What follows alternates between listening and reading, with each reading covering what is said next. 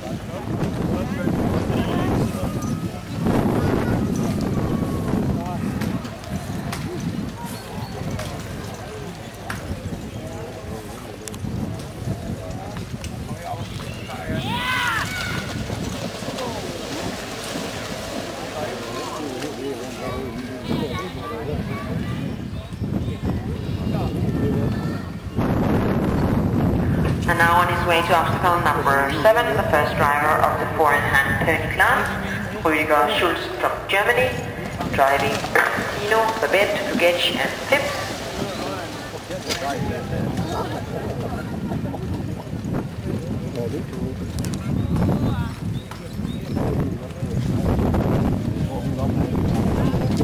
Og på vej i forening nummer 7 har vi jo allerede de første ponyfirstand. Kommer fra Tyskland, det er Rüdiger Schulz. Nede på vognen har han Jørgen Brindebach og Nadine Foss. Vognen er Enrico, og stenerne, der ligger på ponyerne, er rysterseler.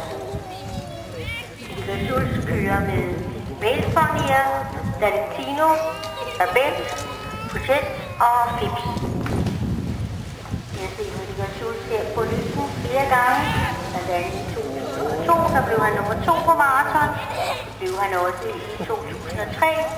I 2004 blev han nummer 3. Og i Åstorp blev han nummer 3 i naturen, nummer 3 på maraton og nummer 2 i forhindringskørslen.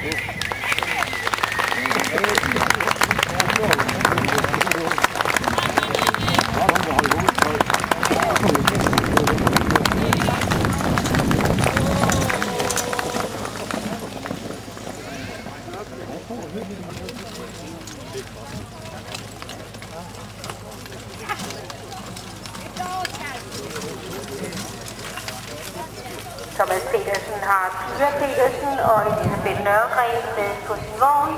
En maratonvogn fra Henning Køjer Andersen.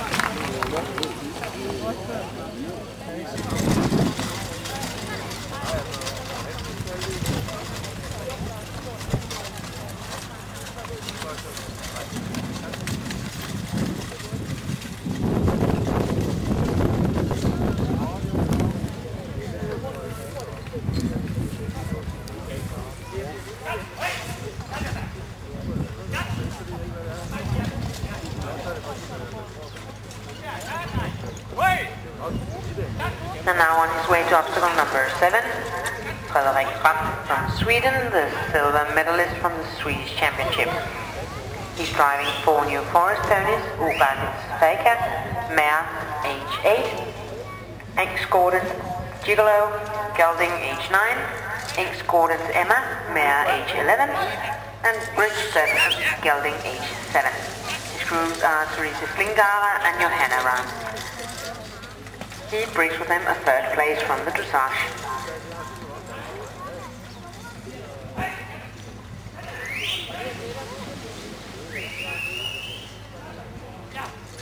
På vej mod forhindring nummer 7, der er det altså Joachim Frederik Ram fra Sverige. Gudse er Therese Flingara og Johanna Ram. Frederik kører med New Forest ponyer, det er Obergens Faka, hoppet på 8 år på sin vogn. Jeg kører i en maratonvogn fra Henning Køjer Andersen. Hun var med i Danmarksmesterskabet i 2006 med firespand. Hun var med på Dyrløs stående stævne sidste år. Der blev hun nummer 8, 7. plads på maraton. Og hun var med i efterårsstævne december måned her på Dyrløs, der vandt på præsentationen. Hun blev nummer 4 i dressur, nummer 2 på maraton, nummer 3 i forhindringskørslen og blev en samlet nummer 2.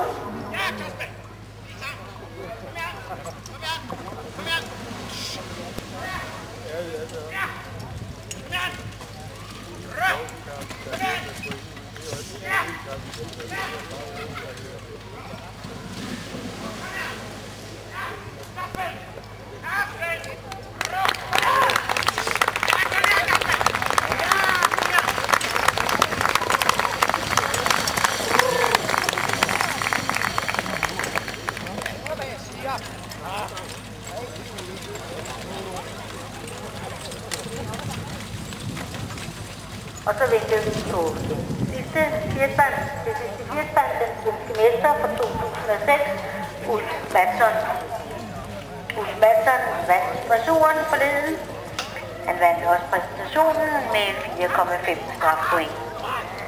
Han er som sagt svensk mester i firespand, det er han også i 99 og i 2002.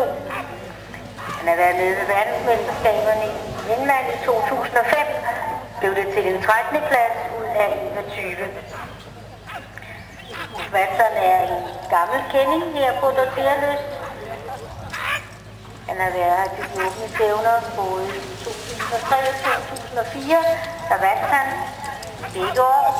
Han var med her på lysten i 2005, der vandt han præsentationen, og han blev nummer 3. Han blev nummer 2 på maraton. Og sidste år i stævnet blev han nummer 7. Han vandt præsentationen med nummer 4 i dressur, og nummer 8 på maraton, og nummer 7 på dressur. Og som sagt,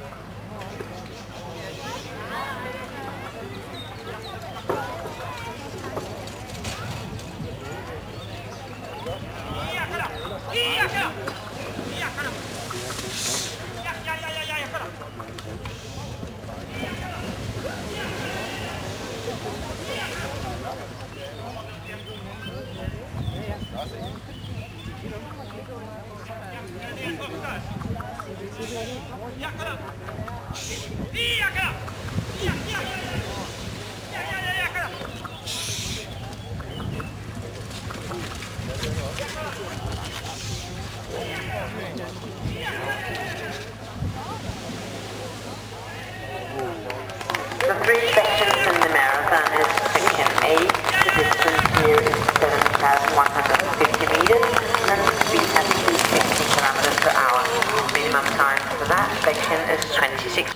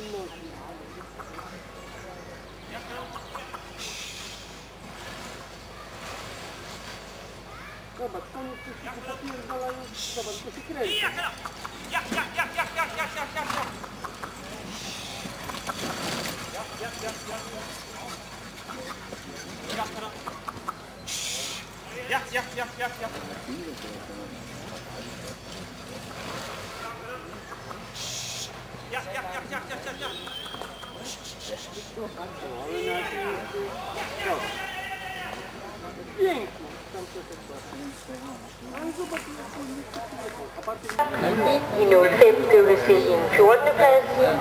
I det svenske mesterskab i 05 blev det en sølvmedalje. Yngve Kjeld har kørt VM i Salzburg i 2005.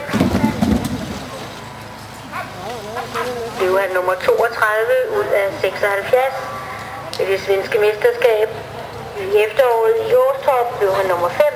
Han blev nummer 6 på maraton, nummer 2 i forhindringskørslen og nummer 4 i dressuren. Og sidste år var Yngve Kjeld også her på Dorteerlyst til CAIB-stævnet. Han blev nummer 3 på dressuren, nummer 4 i maraton og nummer 7 i forhindringskørslen, og det gav en samlet 3. plads.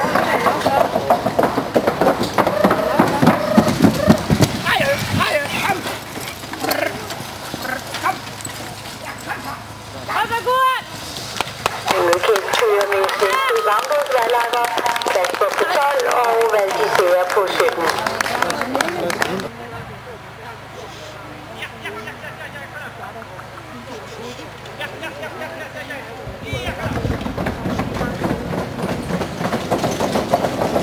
Kom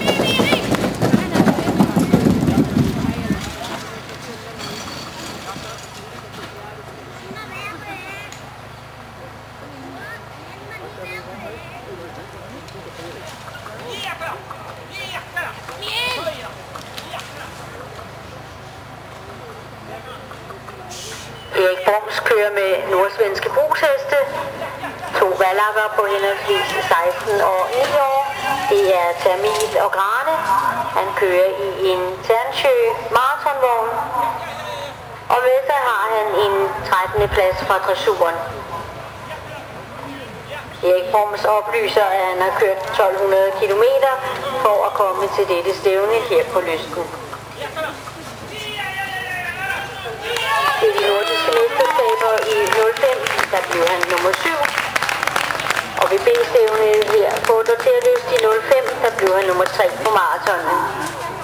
Han har været i Bækbergen i Alpenfelt. Carriage driving began. Denmark will be hosting the World Championship for ponies. Det tager vi i Dansk Køreforbund som tegn på, at de danske kuske i de senere år har markeret sig særdeles fint i denne svære disciplin. We take this as a sign in the Danish Driving Society that Danish drivers have come a long way in the past years in the difficult discipline. Vi har fået sølv- og bronzemedaljer ved verdensmesterskaberne, hvilket i betragtning af landets størrelse, sammenlignet med konkurrenternes, er bemærkelsesværdigt. In fact, we have achieved silver and bronze medals in spite of Denmark's size compared with much larger nations, such as a stunning achievement. And now on his way to obstacle number 7, Erik Broms from Sweden, driving Termil, 16-year-old gelding, and Grane, a 9-year-old gelding. The carriage is a Ternsjø carriage.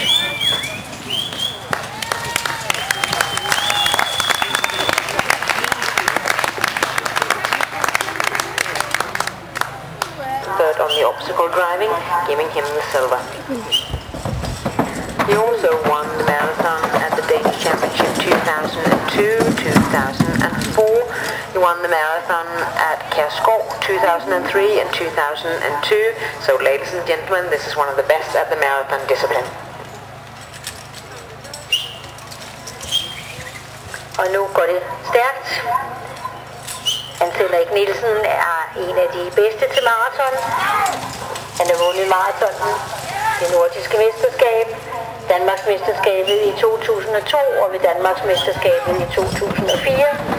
Han har vundet maratonen ved det åbne stævne på Kærskov både i 2002 og 2003. Og han blev nummer 2 på maraton her i september måned på Dorterlyst.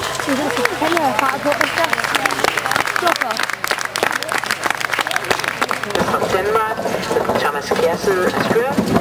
Frank is driving Pau and Figaro, both geldings. One is 13 and the other one is 7. Frank's bring with him an 8th place from the dressage. At the Danish Championship last year, Frank came in 12 in the dressage, 8 on the marathon, 12 in the obstacle driving, and ended as number 10.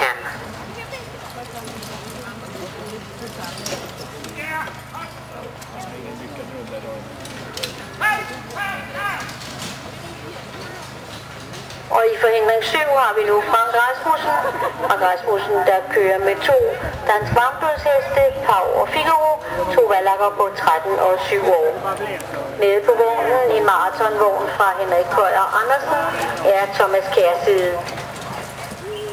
Frank Rasmussen har en 8. plads med sig fra dressuren. Danmarksmesterskabet i 2004 blev han nummer 7, og ved Danmarksmesterskabet sidste år blev han nummer 10.